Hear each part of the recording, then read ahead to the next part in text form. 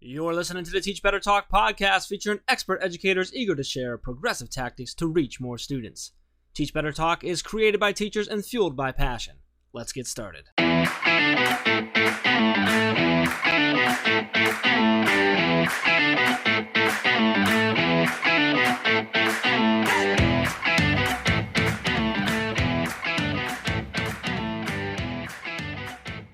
Hey everyone, welcome to episode 275 of Teach Better Talk podcast. My name is Ray Hewart. I am here with the one and only Jeff Gargis, and I don't know, happy July? I don't know. What's up? So how are you doing? Two things. One, 275 is a lot. But I said it right? That number was wrong. No. It's just a lot. I was just like, wow, that's a lot. Two, yeah.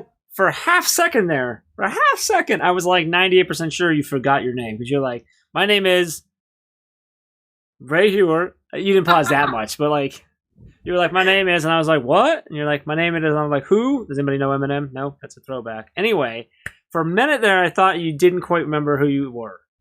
And it was going to be really fun had you like introduce yourself as like, if you were like, my name is Jeff Gargis. Nope, definitely not. So. Nope. Yeah, just to confirm for the world, I know my name. I wanted to pause for emphasis, but okay, I like that. I am aware of my name. I can spell it as well. It's really cool. It's also part of my email address. I mean, I'm all around. Everybody's wondering, it is RAE. And I'm saying that because I get a lot of emails to other, because like if you email something at teachbetter.com and that email doesn't exist, it comes to me. And a lot of times, there's some really interesting ways that people try and spell Ray. Well, it goes like R-E-Y. That's because of the new Star Wars movie. That's not so new anymore. Or R-A-Y sometimes. R-A-Y. It could. I've also seen R-E-A. R-E-A comes a lot. I'm trying to. There was one that came through that was like so mind-boggling. I had to look at it for a while, and I'm like, no, okay, I kind of get how they got there, but I don't remember what it was. It was like R-A-E-Y and there was an I. Yeah, it was R-A-I. Yeah, R-A-I. Which is a unique one. So now here's really the story, guys. My name is Rachel, R-A-C-H-E-L. I took out the C, the H, and the L, put them together, Ray. There you go. Done. I don't think I've ever heard you actually say my name is Rachel. I don't go by Rachel. Unless you're my father, don't call me Rachel. I don't respond to it. Like, if we were in a crowd and there was an emergency and you needed me and you called me Rachel, I would not even turn around. That's legit. That's legit. I'm having a moment right now. I can't believe is this real? Like, your dad would be so happy. But Rachel on the Teach Better team. We have a Rachel on the Teach Better team. We do, and she gets Rachel. Like, you don't get Rachel back. She's too awesome. No, she gets Rachel. She's my favorite person on the team these days. She's wow. And, she is. But did you know? But did you know that she goes by Ray? And she does not. Really? No, she does in her personal life. And I told her, I'm like, too bad there's already a Ray of the Teach Better team. So does she spell R-A-E too? Or yeah. Oh, yeah. No kid. Is it because she like has stalked you for a long time? Have we looked into that? Is that like a thing? Oh, that's creepy. No, I don't. I think she's just a normal functioning human being that so happened to have a nickname. That's good to know. Yeah. Good to know. Interesting. Anywho, what else is up? I think we should talk about that thing that's going on that just started. Your name? Yeah, I know. We're into that. The other thing. The Edupreneur Mastermind. Is that because we were talking? Is that what you're talking about? Because we were talking about that beforehand. No, yeah. I know, but it's started. It's mid-July when this episode comes out. It's rocking and rolling. Yeah. So tell me about it, Ray. What is the Edupreneur Mastermind? It's some really great idea I had that I got approved. That's how everything works. All right, so here's the deal. Jeff had an idea. We kind of let him, move forward with it. Then it turned to this, it was big deal. Good job, Jeff Gargis. Great idea. Whatever. Anyway, yeah, so we just got started. Super exciting. So this is a mastermind. So if you don't know what mastermind is essentially just a meeting of people that are coming together as one mastermind, right? Together to work on problems, to provide support, to provide feedback, to provide accountability, and work together to grow. So this is for anyone who's considering themselves an edupreneur.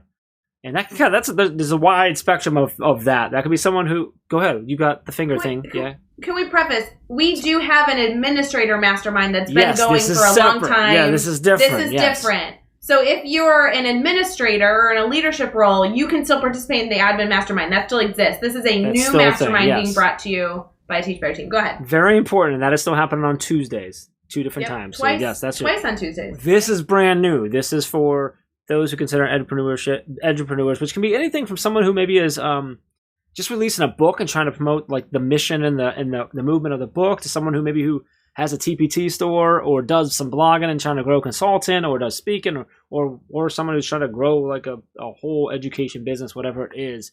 And it's started off, it's going pretty well. We got an awesome group of entrepreneurs in there. We meet every Monday at 6 p.m. Eastern time. You can learn more at teachbetter.com/edupreneur. This is slightly different in the sense that this is not as much of a like drop in, drop out, like show up when you can. This is more of a commitment. This is we're meeting every week. You're committing to this. We're holding each other accountable. We're providing critical feedback. We're working for each other. We're becoming that support. We've got a Voxer group. We've got a Facebook group dedicated to this, so the communication continues all the time. So super excited about something. You know me. I love this. I love talking about this stuff. I love sharing this stuff. And honestly, as well as you do too. Like, you do this all the time with educators as well. And so we kind of just made it more official now, I think, is what really happened. So. Well, and I think I like that part. Like, we were already naturally meeting with people that wanted to talk shop. I mean, clearly we are a part of, supporting educators in a little bit more of a business capacity, whether we kind of ignore that all the time, but we do exist. Like, we do make money. That is how we continue to pay. Yeah, you're right. Yeah. To pay the incredible staff we have, right? They're doing incredible work. We need to, pay them for their time. And so it's fun to be able to share ideas with people that have big, audacious dreams. Everything I know, I learned from you, Jeff. So it's good that you're continuing to share your insight. Will you join us one Monday and be like a special guest? Can we do that? Like, can I get that commitment on air right now? I'd be honored. Please. I would love to. Yeah. We're going to do that. So if you are interested, if you're an entrepreneur and you're looking to grow whatever it is that you grow, and you're looking for some support, some honest but loving feedback with a group of others that are trying to do the same thing that you're doing, please come join us. It's over at teachbetter.com/edupreneur, where you can get registered and join us. Are you intentionally, I mean, we shouldn't probably, but are we intentionally not telling them like the other surprises we have in store for them that we set up last week? Okay, let's not talk about that. But in addition, once you sign up, like there's some cool stuff we got planned for you. Just say it. It's a cool little community. You should come join. Yes, we're gonna leave it at that. A little bit of suspense there. So come on and join us. Super excited about that. So also super excited about this episode of the podcast. You met this gentleman a while back, and you just talked him up like crazy, and he absolutely did not. I really like Paul. He's a good dude. He did not disappoint. Just a good episode. So Paul is he's a national board certified teacher. He's a keynote speaker that speaks all over. He's a consultant, author of 2 books with a 3rd one on the way. He writes for he's written for places you might have heard like Edutopia or EdSurge, Learning Forward. Just a good guy sharing some really good messages. I really enjoy his stories. I just like him. I said right off the bat, like, he kind of, you say, it's been a while since I've heard you say this, but like you could hear his passion oozing through the speakers, like right off the bat. I really love that. So very good He's guy. also writing for that one blog you've probably heard of at teachbetter.com/blogs. I don't know if you've ever heard of it. Oh, yeah. I've been there. Been there before. Yeah. Nice little place. Cozy. Yeah. Cozy. I don't know what cozy, but let's get into this episode. Is our blog cozy? All right, yeah, let's do it. All right, we're going to have episode 275 with Paul Emerich France.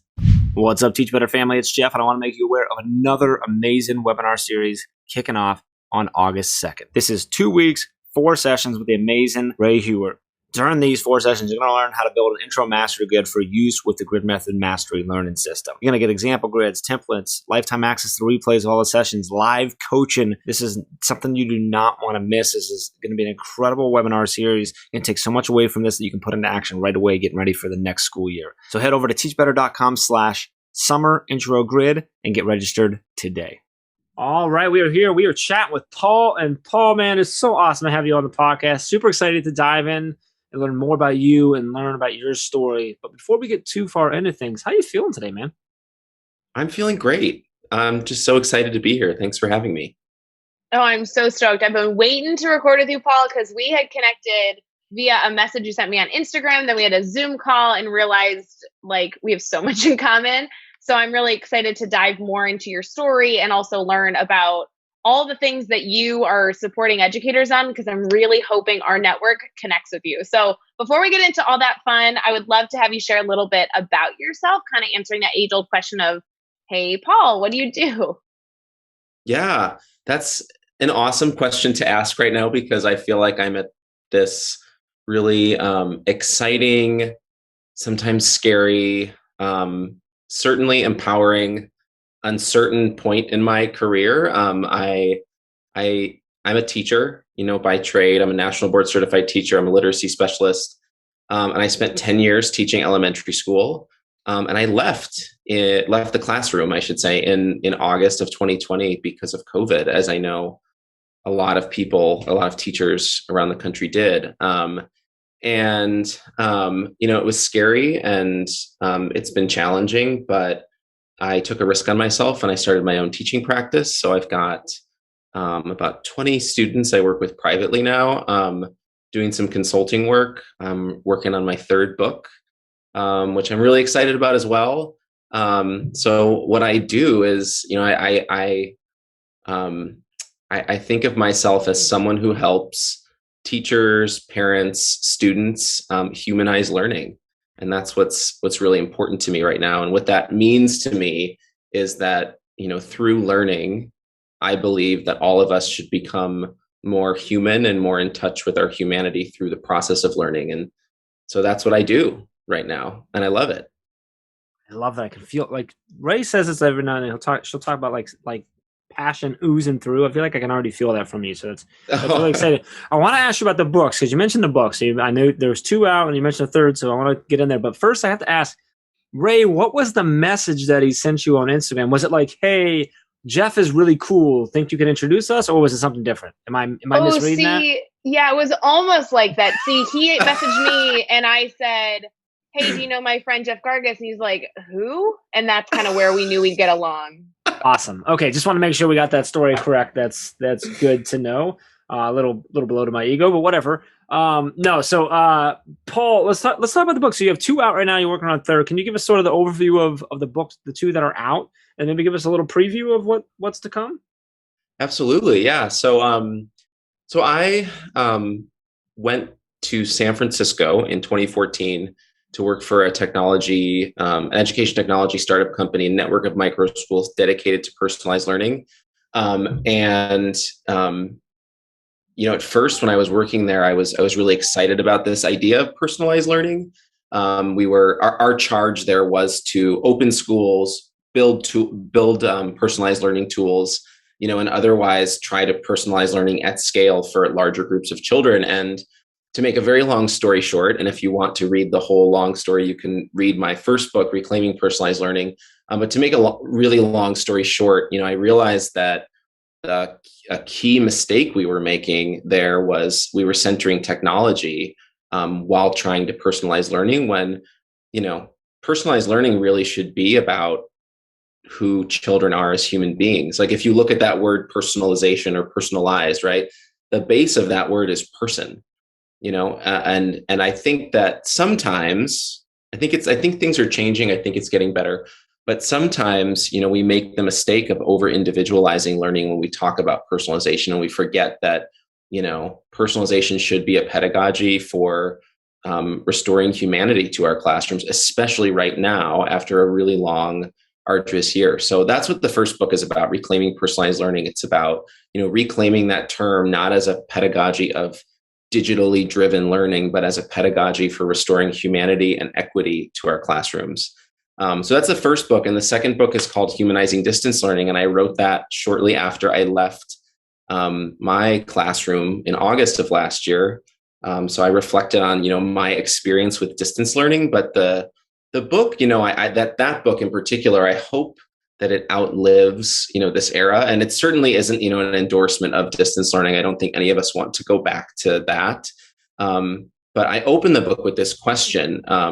And the question is, shouldn't we, in some ways, always be teaching from a distance? And the idea is that is a a double entendre of sorts that I noticed in myself when starting distance learning, in March of 2020, that it was really hard at first. And it wasn't necessarily hard because of the technology. For me personally, it was hard because I realized, wow, like I actually do a lot for my kids that I shouldn't be doing in the classroom. Like I will turn the page or turn their book to the page I want them to be on, or I'll write something for them or whatever. And I think a lot of teachers are, guilty of that, of doing things that engender dependent learning habits in students. And so while the book provides some distance learning tips, it really is about that idea of teaching from a distance and what that actually means in our classrooms. And then the third book I'm working on, which I'm super excited about, is going to be on sustainable teaching. And it relates in some ways to the distance learning book and to the personalized learning book. But I originally talked with ASC about this book, or this idea, about a year ago, and it wasn't until a couple months ago that we really, pulled the trigger on it. But I think that, sustainability needs to be at the center of conversations we're having about this new era of teaching and learning. Historically, teaching has been unsustainable for lots of teachers, and that's why they leave the profession. And one thing I don't want to come from the book is I don't want this idea that teachers, it's within teachers' control to make their jobs more sustainable, or only within teachers' control to make their jobs more sustainable. I think in some ways there are some practices we do, there are some things we've done historically, like worksheet-based teaching, or, lecture style teaching, or, rote memorization. Those things I don't think are sustainable in the long run.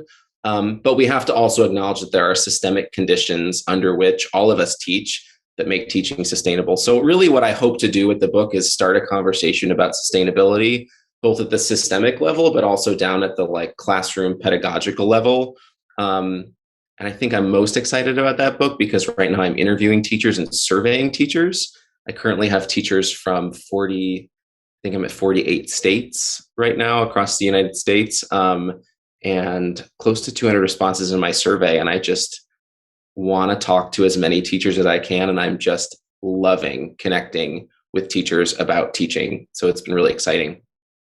That is awesome. It sounds like a really great book. And I know because you're awesome, we're going to give away a copy of your Reclaim and Personalized Learning, but we're going to do that a little bit later on in the episode. So stick around if you want a chance to win a copy of Paul's book for that. Paul, I want to dive in now to what's always my favorite part, my favorite question of our podcast, and that's when we ask you to share a story with us. So I'd love for you to share a story about a time that you've had a failure in your life. Kind of take us there with you. What happened? How did you overcome that? And what did you pull away from that experience? Yeah. Man, I'm like, which one do I choose?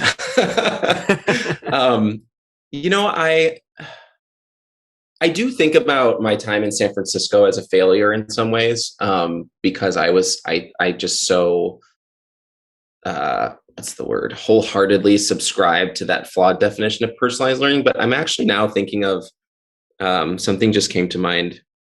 For my first job when I was teaching in a suburban school in Chicago, and trying to figure out how to make this very long story short, but to make the long story short, I tried to do a lesson with with a colleague of mine on marriage equality at the time. So I guess I haven't said this about myself yet, but I'm an openly gay educator. I'm married to my husband, David. We live here in Chicago with our two adorable dogs, Maya and Barley. And part of my story has been, bringing myself as an openly gay man into the classroom and the challenges that come with that. So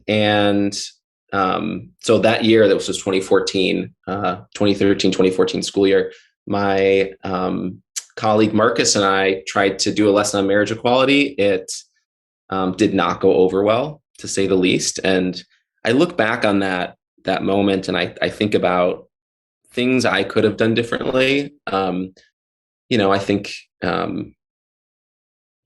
it's hard to bring a relatively conservative community on board with something like that, especially when you're talking about small children. But I also just think about the trials and tribulations of being a queer person in schools today, and to answer your question about overcoming it, it was really about leaning on my team and leaning on the people I trusted at my school at the time to really make me feel safe and cared for, and as comfortable as I could possibly be in that school. I eventually left that school because I didn't feel safe there, but also because I ended up getting this job in San Francisco. But, I really did feel, even though some of it was outside of my locus of control, I really did feel like I failed that year. I felt like I wasn't able to, be an advocate for my community. And it was really tough. But I think like I said, it's like, those are the times where you really lean on the people that love you and that you trust. And I think I learned, that change it's so gradual. I feel so lucky now to be a part of a community of queer educators online. And it's really, I think, had I not had that experience and had I not felt like I just fell flat on my face and, honestly, I felt really, really sad that year. Had I not had that experience, I don't think I would appreciate how many educators now have the courage to come out and just bring their whole identities into the classroom. And so I'm just super grateful for that. Super grateful that that community is there and able to support you, and you're able to find those people that you could lean on, that would support you and love you, and that you're able to get through that, man. Yeah. I want to flip it now to a successful moment. So same type of thing. Share a story with us. Tell us what happened. Why was it a successful moment for you? And then what'd you pull away from that experience? Yeah. Wow. I started my own practice last year, like my own business, essentially. And that was, one of those super scary things. I think we were all scared, in 2020. There's so much uncertainty. I just got to a point, where I was like, I want to feel safe in my job. I want to feel fulfilled. I want to feel like, I'm taking risks on myself. I want to feel empowered, to like create the world that I want to see. And so I took the leap and just said, you know what, I'm going to try this. And I'm really grateful. I think I'm really grateful. I'm really lucky. There is privilege in being able to do something like that. I'm married to my husband, who's awesome and has a great job and was able to, get me health insurance, which is something that's really important to have, obviously. But it went way better than I could have anticipated. I think I mentioned earlier, I have about 20 students I work with privately now. I was able to write my second book and get started on my third. And, it's funny because every day is different and every day is challenging. And every day there's this kind of uncertainty I have to grapple with. And some days I am way better at holding that uncertainty than others.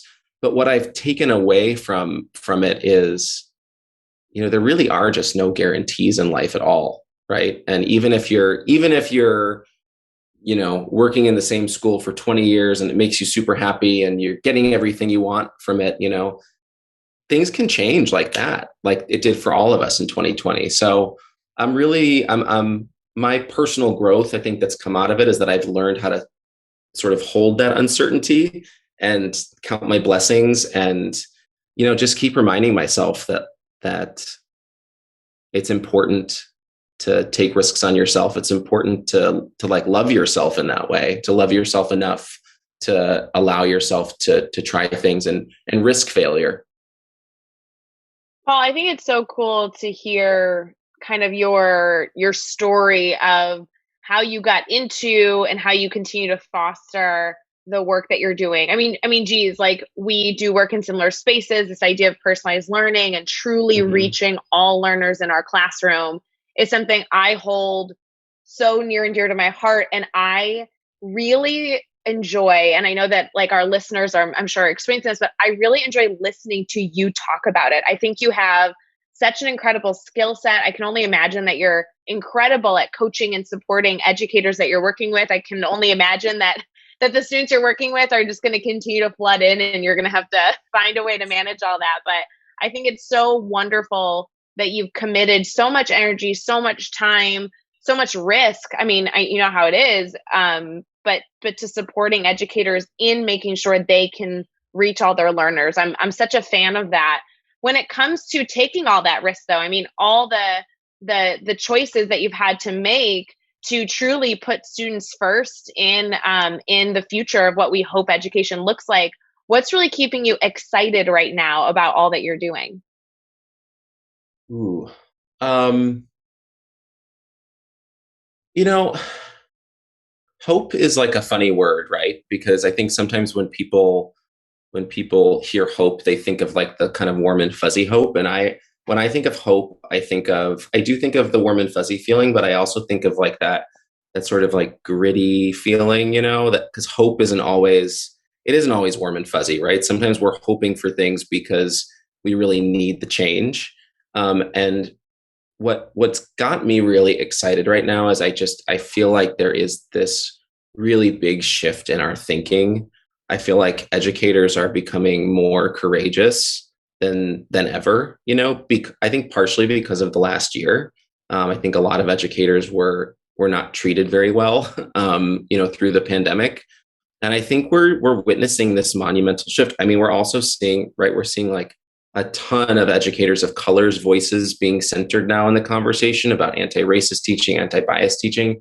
Um, and that really excites me. I think as a queer person, right, and experiencing marginalization, to see so many queer educators' voices being centered now, it's super exciting for me. And I think it's only going to serve our kids well in the end, right? Because if we are finding ways to center our most marginalized voices, that means we're going to find ways to center our most marginalized students' needs as well. And, in this conversation about personalized learning, right? That's the conversation we need to be having. How do we bring those kids that are in the margins to the center and like really center them so we can support them? Because the reality is, right, our education system wasn't built with everybody in mind. And the sooner that we come to terms with that, and the sooner we have honest conversations with ourselves, the sooner we can fix it. And so that has me excited, because I think we're starting to do that. And I just hope we keep holding ourselves accountable to doing that. I love that. Holding ourselves accountable so that we can continue to grow and be better for our students. So cool. So if you have one piece of advice, I know that this is kind of tricky because you've shared a ton of advice, but when it comes to like one piece of advice that you leave our listeners with during your episode of Teach Better Talk podcast, what would be the one piece of advice that you'd want to share with teachers? Yeah. I think the biggest piece of advice I have is to just like cut out the noise in teaching, like ask yourself, and this kind of aligns with the work I'm doing with sustainable teaching right now. We do a lot of things in our classrooms that don't really serve our students and don't really serve ourselves either. And it's not, I don't think it's teachers' faults. I think it's the system sort of conditions us to do certain things, and we have to make really mindful choices to stop doing those things. And so I think the advice is to ask yourself, like, is what I'm doing right now actually serving students or serving me as the teacher? If it's not, then, I think you have to have a hard conversation with yourself, or, find a trusted friend or colleague that can help you reflect. For me, one of the things I learned early on in my career was like grading, this emphasis on, point totals and letter grades, especially in the elementary setting. It was just creating all of this work, and it was busy work for the kids and creating busy work for me, and everyone's just doing busy work and no one's learning anything. And so I think when you have that honest conversation with yourself about like, is what I'm doing actually serving my students, or is it serving me as a teacher? You can really make positive, sustainable changes. I love that advice. Cut out the noise. Loving it. All right, Paul, we're going to get into our 6 questions that I'm going to throw at you really quickly. But before we do that, let's give everyone a chance to get a copy of your book, Reclaiming Personalized Learning. Here's what we're going to do. Let's, if you want a copy of that, if you want to be entered in a chance to win Paul's book, go over on Twitter and just tweet out and answer the simple question. What does personalized learning to you? What does personalized learning mean to you? Make sure you tag at Teach Better Team and hashtag Teach Better Talk. And then Paul, what is your Twitter handle? My Twitter handle is at Paul_Emerich, EMERICH. Make sure you tag Paul as well, and you get a chance to win that. So awesome. Appreciate you doing that, man. That's really, really cool. Let's get into this next part. What I'm going to do is I'm going to throw these next 6 questions at you, and your goal is to answer each one in 15 seconds or less. Are you ready to go? I think so. What is one EdTech tool you cannot live without? Seesaw, because I feel like the possibilities are endless. Give us a book you're reading right now. You can give us up to 3. I'm reading Street Data by Shane Saphir and Jamila Dugan. I recommend everybody read it. I'm also reading Culturally Sustaining Pedagogies, and it's a compilation of articles edited by Django Paris. Who do we need to follow on Twitter or Instagram today? And you can give us up to 3 here as well. I'm going to go back to Shane Saphir and Jamila Dugan, and they're just at Shane Saphir and at Jamila Dugan. What's a good YouTube channel, website, or podcast for educators to check out? So my good friend Matt Halpern actually just started an early childhood podcast called Morning Meeting, and I absolutely love it. Matt is a hoot, and he's super smart, and he's just like everyone's dream kindergarten teacher. So you should go listen to Morning Meeting. Give us a daily, weekly, or monthly routine every teacher should get into. Oh my gosh, drink water. Just drink water. Every minute of every day, drink water. I love it. What's the best piece of advice you've ever received? It's probably speak to yourself in your most compassionate voice. And actually, when that advice was given to me, someone asked me, they said, who in your life do you speak to with your most compassionate voice? And I said, my students. And she said, speak to yourself like that. And it changed my life. I think that when you said it originally, I was like, oh, yeah. Great tip. Speak to yourself in your most compassionate voice. I got it.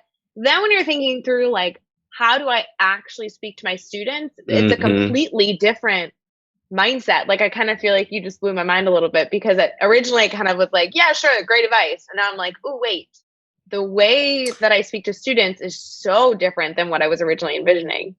Yeah. I really like and that.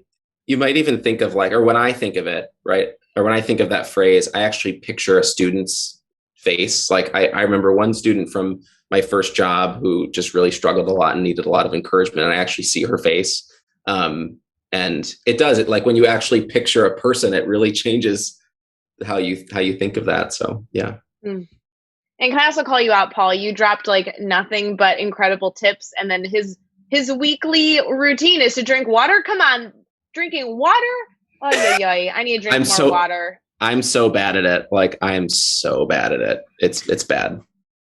Jeff, isn't it Mark Heller? I was just gonna say our buddy Mark Heller is smiling right now. Yep. Mark Heller. One of the best things I ever did was start focusing on my water intake. You feel better. You feel more healthy.